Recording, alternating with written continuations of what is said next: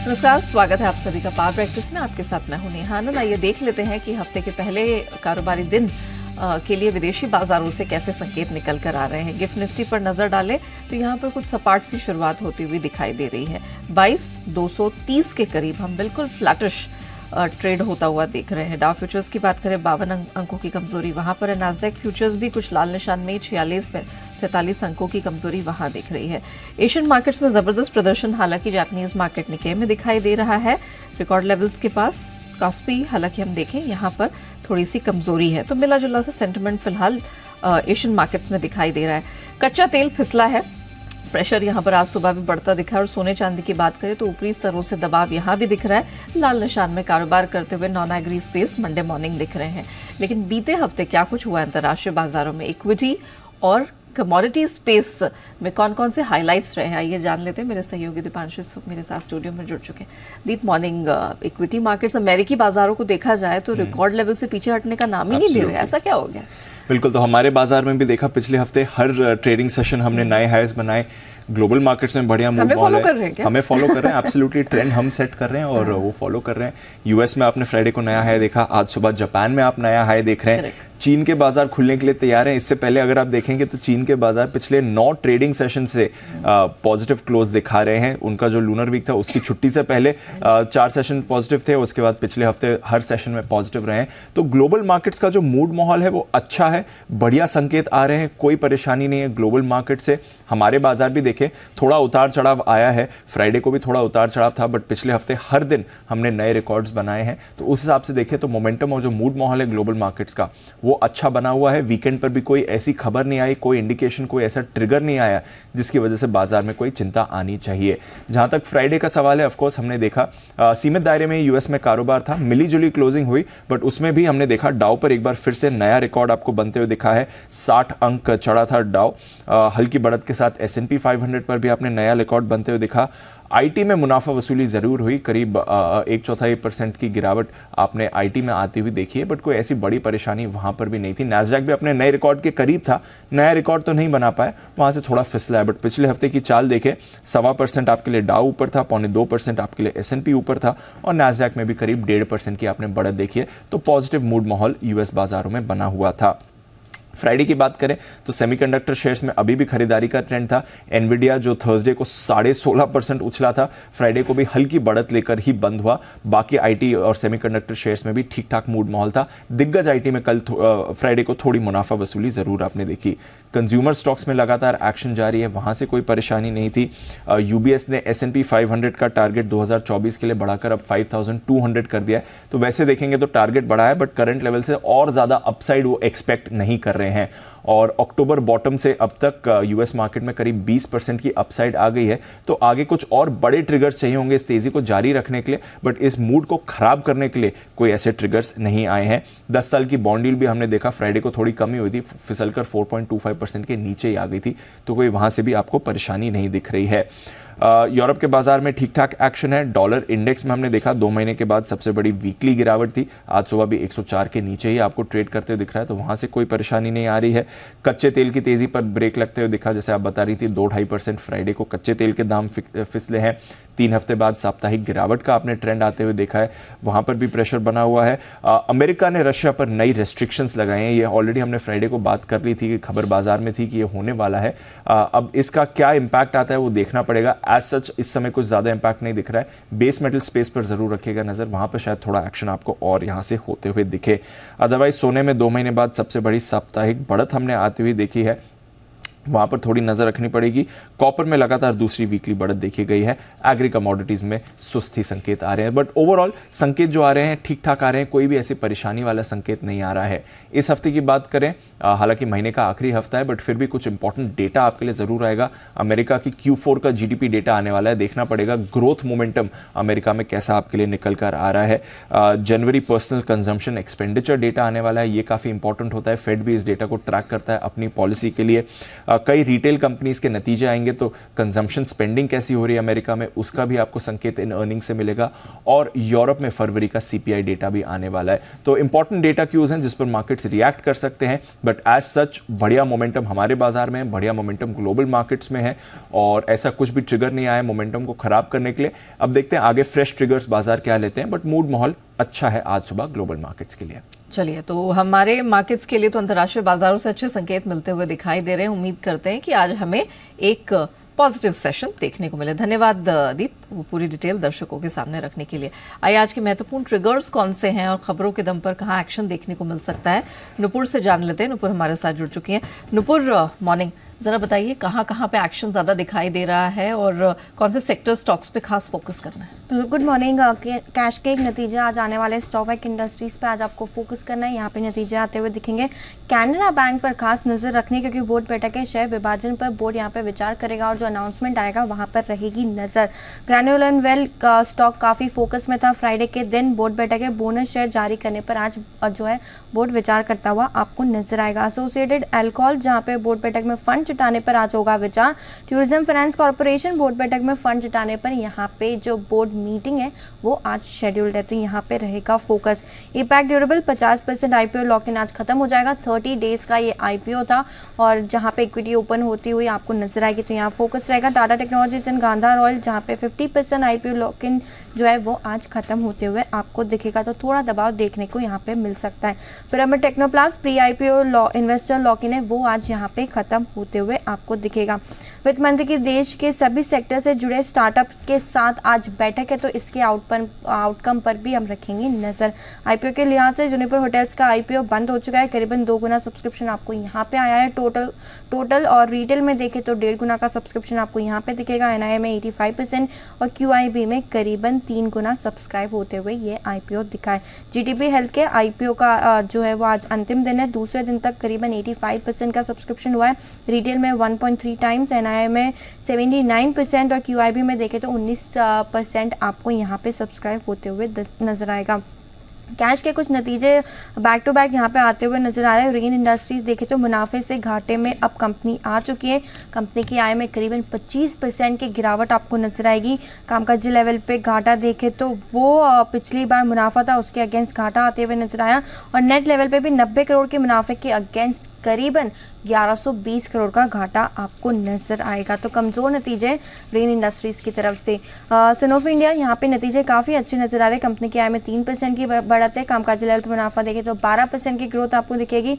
Margin 200 basis point से सुधर के करीबन 27% पहुंचते हुए दिखे। हुडको पर रखना है फोकस खबरों के लिहाज से। यहाँ पे सरकार ओपन मार्केट के जरिए करीबन 34 लाख शेयर बेच सकती है।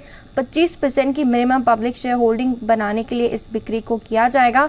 12 महीनों के अंदर बिक्री पूरी करने का सरकार का लक्ष्य, तो यहाँ फोकस करके चलेंगे। पेटीएम बैक टू बैक यहाँ पे खबरों का सिलसिला चालू है, जहाँ पे अब ये खबर निकल के आ रही है कि RBI ने NPCI से कहा है कि वो पेटीएम की थर्ड पार्टी ऐप बनाने के आवेदन की समीक्षा करे। थर्ड पार्टी ऐप मंजूरी मिलने पर पेटीएम हैंडल दूसरे बैंकों में शिफ्ट होगा और MPCI से 4 से 5 बैंकों को पेटीएम सर्विस प्रोवाइडर के रूप में मंजूरी यहाँ पे संभव है, तो पेटीएम आज फिर से फोकस में आते हुए दिखेगा।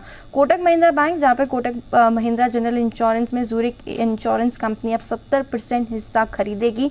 70% हिस्सा सिंगल ट्रांच में खरीदा जाएगा। 5,560 करोड़ का ये ट्रांजैक्शन होने वाला है, तो यहाँ भी फोकस रहने वाला है। HDFC बैंक, जहाँ पे RBI ने HDFC कैडिला में HDFC बैंक के 90% हिस्सा बिक्री को अब दे दिए मंजूरी, तो यहाँ पर भी फोकस करके चलेंगे। JSW इंफ्रा कंपनी को पोर्ट अथॉरिटी से ऑर्डर मिलते हुए दिखा है। लेटर ऑफ ऑर्डर के 30 दिनों में कंसेशन करार भी यहाँ पे होते हुए नजर आएगा। ट्रांसफार्मर एंड रेक्टिफायर, जहाँ पे पावर ग्रिड कॉर्पोरेशन से कंपनी को करीबन 232 करोड़ का ऑर्डर मिला है। बड़ा ऑर्डर है कंपनी के लिए और 21 महीने में इसे कंपनी पूरी करती हुई भी नजर आएगी। राइट्स, जहाँ पे कंपनी को IIT भुवनेश्वर उड़ीसा में परमानेंट कैंपस के इंफ्रास्ट्रक्चर को बनाने के लिए करीबन 414 करोड़ का ऑर्डर मिला है, तो बड़ा ऑर्डर है कंपनी के लिए। 20 जनवरी को कंपनी इस प्रोजेक्ट के लिए H1 बिडर घोषित हुई थी, तो यहाँ पर भी फोकस रहेगा। पंजाब एंड सिंध बैंक जहाँ पे 2000 करोड़ तक फंड जुटाने पर 28 फरवरी को यहाँ पे विचार किया जाएगा। इक्विटी राइट्स इशू QIP के जरिए यहाँ पे जो बोर्ड है वो फंड जुटा सकता है। और लास्ट में यूनियन बैंक ऑफ इंडिया जो QIP है वो 23 फरवरी को बंद हो चुका है। QIB के जरिए करीबन 3000 करोड़ रुपए की अर्जी दी गई है और जो इशू प्राइस है वो 135 रुपीज़ के आसपास है। मौजूदा भाव से देखेंगे आपको 7% के डिस्काउंट पर नजर आएगा। ऑलराइट, चलिए तो ढेरों खबरें हैं, ट्रिगर्स है जिनके दम पर चुनिंदा स्टॉक सेक्टर्स में दिखेगा action. Thank you so much Nupur, वो पूरी डिटेल दर्शकों के सामने रखने के लिए। आइए मार्केट एक्सपर्ट्स की राय भी जान लेते हैं। हमारे साथ सेंट्रम ब्रोकिंग के नीलेश जैन शो में शामिल हो चुके हैं। नीलेश जी मॉर्निंग, बहुत स्वागत है। सबसे पहले तो निफ्टी बैंक निफ्टी पर ही आपकी राय जानना चाहेंगे। जिस तरह का हाल का प्रदर्शन रहा है, शुक्रवार को जैसी क्लोजिंग थी, आज क्या एक्सपेक्टेड है? Very good morning Neha ji. अब बिल्कुल देखिए स्ट्रक्चर काफी मजबूत है। जिस हिसाब से निफ्टी ने एक ऑल टाइम हाई पे वीकली क्लोजिंग दी थी, तो डेफिनेटली यहाँ पे एक फॉलोअप मूव हम इस सप्ताह एक्सपेक्ट करके चल रहे हैं। और इस सप्ताह मंथली FNO की एक्सपायरी भी होने वाली है, तो एक शॉर्ट कवरिंग की संभावनाएं काफी ज्यादा है यहाँ पर। और यहाँ पे ऊपरी स्तर पर अगर हम लेवल्स की बात करें तो निफ्टी हमें यहाँ से 22,300 22,400 की रेंज में जाता हुआ नजर आ सकता है। और कहीं ना कहीं इस एक्सपायरी में हमें एक पॉजिटिव एक्शन हमें देखने को मिल सकता है। और यहाँ पे सपोर्ट देखें तो 22,000 के आसपास एक साइकोलॉजिकल सपोर्ट बन चुका है। 22,100 में काफी अच्छी पुट राइटिंग हमें देखने को मिली थी शुक्रवार के दिन, तो 22,100 के आसपास का स्टॉप लॉस रख के लॉन्ग पोजीशन बना के चल सकते हैं। 22,300 और 22,400 के इमीडिएट टारगेट के लिए सारे स्पॉट्स के लेवल्स होंगे। बैंक निफ्टी देखिए यहाँ पर हालांकि थोड़ा अंडर परफॉर्मेंस जरूर हमें देखने को मिल रहा है, relative under performance compare to the Nifty index, but structure यहाँ पर भी थोड़ा पॉजिटिव नजर आ रहा है। 47,300 47,500 तक का मूव हमें बैंक निफ्टी में देखने को मिल सकता है। 46,450 के आसपास का काफी अच्छा सपोर्ट है, तो वहां पे स्टॉप लॉस रख के बैंक निफ्टी में भी लॉन्ग पोजीशन गिरावट पे बना सकते हैं। ऑलराइट, चलिए तो बाय ऑन डिप्स की रणनीति बैंक निफ्टी के लिए। निफ्टी भी ऑफ कोर्स कोशिश करेगा पूरी कि 22,300 400 के टारगेट्स को आज आने वाले समय में ये छू सके। अच्छा, स्टॉक स्पेसिफिक एक्शन कहाँ दिखाई दे रहा है, आपको क्या पसंद आ रहा है? बिल्कुल देखिए खरीदारी पे ही फोकस है और सबसे पहले खरीदने की सलाह होगी IRCTC में। फ्राइडे के ही सेशन में काफी अच्छा ब्रेकआउट हमें यहाँ पे देखने को मिला था और 964 965 के आसपास ट्रेड होता हुआ नजर आया था। यहाँ पे ऊपरी स्तर पर हमें ऐसा लग रहा है कि 980 से 1000 के लेवल यहाँ पे देखने को मिल सकते हैं। पहला टारगेट 980 का होगा, दूसरा टारगेट 1000 का होगा एंड 948 रुपीज का स्टॉप लॉस रखना होगा। तो 948 के स्टॉप लॉस से IRCTC को लॉन्ग करके चल सकते हैं। वहीं दूसरी ओर गोदरेज प्रॉपर्टीज, ये एक रियलिटी स्पेस में से काउंटर है जहां पर हमें ब्रेकआउट देखने को मिला था। सारे ही रियलिटी काउंटर्स इनफैक्ट टेक्निकली काफी अच्छे नजर आ रहे हैं, तो गोदरेज प्रॉपर्टीज में लॉन्ग करके चल सकते हैं 2520 और 2540 के टारगेट के लिए एंड 2435 का स्टॉप लॉस रखना होगा। ओके, चलिए thank you so much Nilesh ji हमारे साथ आज जुड़ने के लिए। IRCTC 1000 का टारगेट एंटिसिपेटेड है, 948 के स्टॉप लॉस के साथ करे खरीदारी। गोदरेज प्रॉपर्टीज मिस मत करिएगा, ये पूरी स्पेस ही हाल फिलहाल में काफी बजिंग है। 2540 तक गोदरेज प्रॉपर्टीज जा सकती है, 2435 का रखे स्टॉप लॉस। आइए कमोडिटी बाजार की रणनीति समझ लेते हैं। GCL ब्रोकिंग के अमित खरे हमारे साथ जुड़ चुके हैं। अमित जी मॉर्निंग, स्वागत है। जरा कच्चे तेल पर रणनीति बताइए, क्योंकि हम ऑलरेडी 2 से 3 ट्रेडिंग सेशन में देखते हैं $3.5-4 का करेक्शन आ चुका है। आज भी देखें $80 के पास आ गया है क्रूड, क्या करना है? Good morning Neha ji. Correction जैसा कि मैं देख पा रहा हूँ कि हल्का सा करेक्शन लास्ट ट्रेडिंग सेशन में क्रूड ऑयल में देखने को मिला, तो इसको एज अपॉर्चुनिटी खरीदारी का ही ट्रेडर्स को लेके चलना चाहिए। अगर आज के लेवल की मैं बात करूँ तो 6300 के आसपास अगर क्रूड ऑयल मिलता है मार्च वायदा, तो इसमें एक फ्रेश खरीदारी ट्रेडर्स को करनी चाहिए। 6250 रुपये का स्टॉप लॉस लगाकर इंट्राडे के लिहाज से 6400 रुपये, और अगर थोड़ा सा होल्ड करते हैं तो मेरे को लगता है 6700 तक के लेवल क्रूड ऑयल में देखने को मिल सकते हैं। ओके, मेटल्स में क्या पसंद आ रहा है? स्पेशली कॉपर के लिए काफी बेहतरीन हफ्ता साबित हुआ है, तो क्या राय बन रही है? बिल्कुल नहीं जी, कॉपर ने जैसे 700 के आसपास का लो बनाया था, वहां से काफी अच्छी रिकवरी प्राइसेस में देखने को मिली। लगभग 730 के आसपास तक के लेवल इसमें देखने को मिले। इंट्राडे के लिहाज से अगर देखा जाए तो फरवरी वाला जो कॉपर है 722 के आसपास अगर मिलता है तो ट्रेडर्स को खरीदारी का ट्रेड लेके चलना चाहिए। 730 रुपए का इंट्राडे का इसका टारगेट रहेगा, 719 रुपए के नीचे का इसका स्टॉप लॉस रहेगा। ओके, और गोल्ड सिल्वर एक बार फिर से प्रेशर आज सुबह हम बनते हुए देख रहे हैं, क्या राय बन रही है? इंटरनेशनल के लिहाज से अगर देखें तो हल्का माइनर सा करेक्शन अभी इसमें दिखाई दे रहा है, 0.25% के आसपास माइनस है, लेकिन अच्छा बेस एक गोल्ड सिल्वर में लास्ट ट्रेडिंग सेशन में देखने को मिला। निचले स्तर से अच्छी रिकवरी देखने को मिली। सिल्वर की अगर मैं बात करूं तो 70,000 के आसपास अगर इंट्राडे में मिलता है तो खरीदारी का ट्रेड लेके चलना चाहिए। 69,400 रुपए का स्टॉप लॉस रहेगा। 71,000 के आसपास तक के इसके टारगेट 1 से 2 ट्रेडिंग सेशन में हो सकते हैं। वहीं पे गोल्ड की अगर मैं बात करूं तो 63,300 के आसपास इसका भाव है। इसमें भी काफी अच्छा रिकवरी निचले स्तरों से लास्ट ट्रेडिंग सेशन में देखने को मिली। 62,250 के आसपास फ्रेश खरीदारी ट्रेडर्स को करनी है। 62,100 रुपए का स्टॉप लॉस इंट्राडे के लिहाज से अगर देखें तो 62,500 तक के टारगेट इसमें रखे जा सकते हैं। जी ऑलराइट, चलिए thank you so much Amit ji हमारे साथ जुड़ने के लिए, बताने के लिए कौन कौन सी कमोडिटीज में कमाई के किस प्रकार के मौके। बढ़ते आगे FIR यानी FI इन्वेस्टमेंट रिपोर्ट्स की तरफ।